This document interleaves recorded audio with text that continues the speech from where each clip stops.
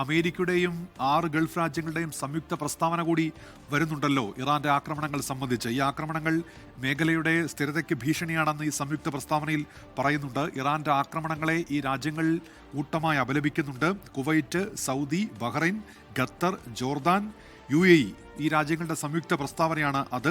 പക്ഷേ ഇതിന്റെ ഭാഗമാകുന്നില്ല ഒമാൻ എന്നത് ശ്രദ്ധേയമാണ്. ഇറാൻ അപകടകരമായ സംഘർഷാവസ്ഥ സൃഷ്ടിക്കുന്നു എന്നാണ് ഈ ഗൾഫ് രാജ്യങ്ങളുടെ സംയുക്ത പ്രസ്താവന പറയുന്നത്. നേരത്തെ ഈ സംഘർഷമുണ്ടായ ഘട്ടത്തിലൊക്കെ മധ്യസ്ഥ റോളിൽ നമ്മൾ ഒമാനെ കണ്ടതാണ്.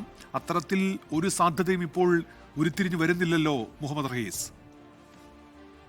ഉന്മേഷ്, ഇതിൽ ഒമാനാണ് സത്യത്തിൽ ഒരു മീഡിയേറ്റർ റോള് സ്വാഭാവികമായിട്ടും ഒമാൻ എടുക്കുമെന്നുള്ള കാര്യം നമുക്ക് അറിയാമായിരുന്നു. ഇന്നലെ രാത്രി നടന്ന ചർച്ചകളിലുമൊക്കെ ഒമാനാണ് അത്തരത്തിലൊരു റോൾ എടുത്തത്. അതിനുശേഷം ഒമാൻ സർക്കാരിന്റെ ഭാഗമായിട്ടുള്ള മന്ത്രിമാരും ഒപ്പം തന്നെ ചില പ്രതിനിധികളും ഒക്കെയാണ് ഈ ചർച്ചയ്ക്ക് തയ്യാറാണ് ഇറാൻ എന്നുള്ള തരത്തിലുള്ള വിവരങ്ങൾ പുറത്തുവിടുന്നത്. ഒപ്പം തന്നെ ഒരു നയതന്ത്ര തലത്തിൽ തന്നെ ഇടപെടലുകൾ ഉണ്ടാകണം, യുദ്ധം അല്ല അല്ലെങ്കിൽ തിരിച്ചാക്രമിക്കുന്നതല്ല ഈ ഒരു യഥാർത്ഥ സമാധാനം കൊണ്ടുവരിക എന്നുള്ള നിലപാടുകളിലേക്കൊക്കെ പോയി. പക്ഷെ അതിനപ്പുറത്തേക്ക് ഒമാനിൽ ഇന്ന് കാര്യമായി ആക്രമണം ഉണ്ടാകുമ്പോൾ അപ്പോൾ പിന്നെ ഒമാൻ ഏത് തരത്തിലേക്ക് അവരുടെ നിലപാട് മാറ്റും എന്നുള്ളത് വളരെ പ്രധാനപ്പെട്ട ഒന്ന് തന്നെയാണ്. ഈ പ്രസ്താവന പുറത്തിറക്കിയതിൽ ഒമാൻ ഒപ്പിട്ടിട്ടില്ല എന്നുള്ളത് ഇപ്പോഴും വളരെയധികം ശ്രദ്ധിക്കേണ്ട ഒരു കാര്യമാണ്.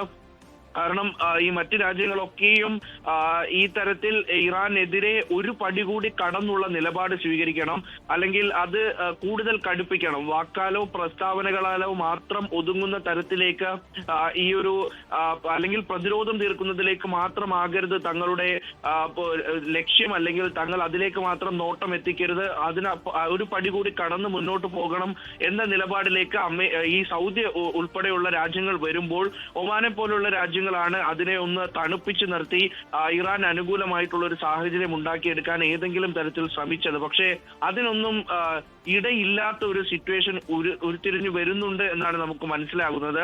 ഒമാൻ ഇതിൽ പ്രസ്താവനയിൽ ഒപ്പിട്ടിട്ടില്ല എങ്കിലും ഒമാന് അതിനപ്പുറത്തേക്ക് കടന്നൊരു പരിധിക്കപ്പുറം ഇനി ഇറാനെ എത്രത്തോളം സപ്പോർട്ട് ചെയ്യാൻ കഴിയും, എത്രത്തോളം പ്രതിരോധിക്കാൻ കഴിയും, അവർക്കൊരു വഴി ഉണ്ടാക്കാൻ കൊടുക്കാൻ, അല്ലെങ്കിൽ ഈ സമ്മർദ്ദത്തിന്റെ ഇറാൻ ഉണ്ടാക്കുന്ന ഓരോ സമ്മർദ്ദത്തിനും ഒപ്പം ചേർന്നുകൊണ്ട് ഏതെങ്കിലും തരത്തിൽ അവരെ സഹായിക്കാൻ കഴിയും എന്നുള്ളത് ഒരു പ്രധാനപ്പെട്ട ചോദ്യമായി മാറും. കാരണം ഒമാൻ ഉൾപ്പെടെ ആക്രമിക്കപ്പെട്ടിരിക്കുന്നു. സൗദിയിൽ ആദ്യ ദിവസം ആക്രമണം ഉണ്ടായി, ഇന്നലെ ആക്രമണം ഉണ്ടായില്ല. പക്ഷെ ഇന്ന് വീണ്ടും ചില പ്രധാനപ്പെട്ട സ്ഥലങ്ങളിലൊക്കെയും ആക്രമണം ഉണ്ടാകുമ്പോൾ സൗദി സ്വാഭാവികമായിട്ടും ഒരു ശക്തമായ തീരുമാനം എടുക്കുന്നതിലേക്ക് നീങ്ങും. പിന്നീട് ശക്തമായ തീരുമാനം ഉണ്ടാവുക എന്തായാലും UAE ഭാഗത്ത് നിന്നായിരിക്കും.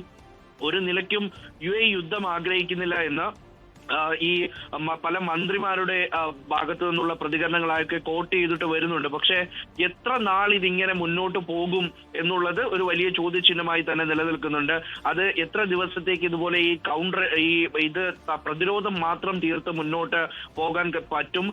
ഏതെങ്കിലും തരത്തിൽ ഈ തിരിച്ചടികൾക്ക് പിന്തുണ നൽകുന്ന നിലപാട് UAE ഭാഗത്തു നിന്നൊക്കെയും ഉണ്ടാകുമോ, അല്ലെങ്കിൽ ഗൾഫ് രാജ്യങ്ങളുടെ ഭാഗത്തു നിന്ന് ഈ തിരിച്ചടിക്ക് പിന്തുണ നൽകുന്ന, അതായത് പ്രത്യക്ഷത്തിൽ തന്നെ പിന്തുണ നൽകുന്ന നിലപാടിലേക്ക് ഏതെങ്കിലും നിലത്തിൽ കടക്കുമോ എന്നുള്ളതൊക്കെയും പ്രധാനപ്പെട്ട ഒരു ചോദ്യമായി നിലനിന്ന് തന്നെ പോവുകയാണ്. എന്തായാലും ഈ സംയുക്ത പ്രസ്താവന അത് ഒരു പടി കൂടി കടന്നിട്ട് ഉള്ള ഇറാനുള്ള മുന്നറിയിപ്പായിട്ട് നിലവിൽ കാണേണ്ടി വരും. നേരത്തെ ഓരോ രാജ്യങ്ങളും അപലപിച്ചിരുന്നു, മറ്റു രാജ്യങ്ങളെ ആക്രമിക്കുമ്പോൾ ഗൾഫ് രാജ്യങ്ങൾ അപലപിച്ചിരുന്നു, GCC ഒന്നാകെ അപലപിച്ചിരുന്നു.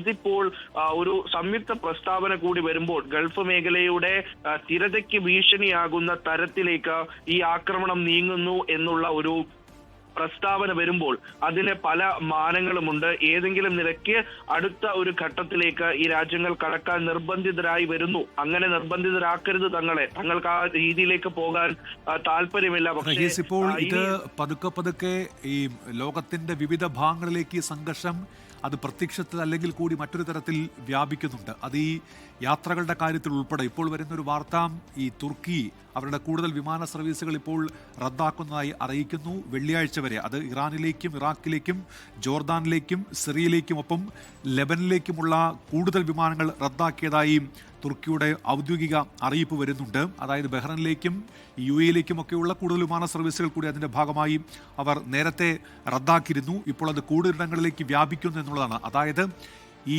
ദിവസങ്ങൾ കഴിയുന്തോറും ഈ മധ്യപൂർവേഷ്യ ആ മേഖലയിൽ നിന്ന് മറ്റിടങ്ങളിലേക്ക് കൂടി ഈ യുദ്ധത്തിന്റെ അനുരണനങ്ങൾ അത് വ്യാപിക്കുന്നു എന്നുള്ളതാണല്ലോ. ഇപ്പോൾ എണ്ണവിലയുടെ വർധനയുടെ കാര്യത്തിലടക്കം അതുണ്ടാകുന്നുണ്ട്. ഹോർമൂസ് കടലിടുക്ക് ഈ യുദ്ധ സാഹചര്യത്തിൽ പ്രധാനപ്പെട്ടതാണ്. അവിടങ്ങളിലൂടെ ഈ ചരക്ക് ഗതാഗതം പഴയ രീതിയിൽ പൂർണ്ണതോതിൽ സാധ്യമാകാത്ത സ്ഥിതിയുണ്ട്. അപ്പോൾ ഇത് ഇങ്ങനെ തുടരുകയാണെങ്കിൽ അത് ഈ എണ്ണ വ്യാപാരത്തെ ബാധിക്കും, അത് ലോകരാജ്യങ്ങളെ ആകെ ബാധിക്കുന്ന നിലയിലേക്ക് മാറും. അതൊക്കെ എത്രത്തോളം ഈ താങ്ങാൻ കഴിയും മറ്റ് രാജ്യങ്ങൾക്ക് എന്നതൊക്കെ ഇപ്പോഴും പ്രധാനപ്പെട്ട ചോദ്യമാണ്. ഈ ഗൾഫ് മേഖലയിൽ എന്താണ് അതുമായി ബന്ധപ്പെട്ട് നടക്കുന്ന ചർച്ചകൾ, മുഹമ്മദ് റഹീസ്?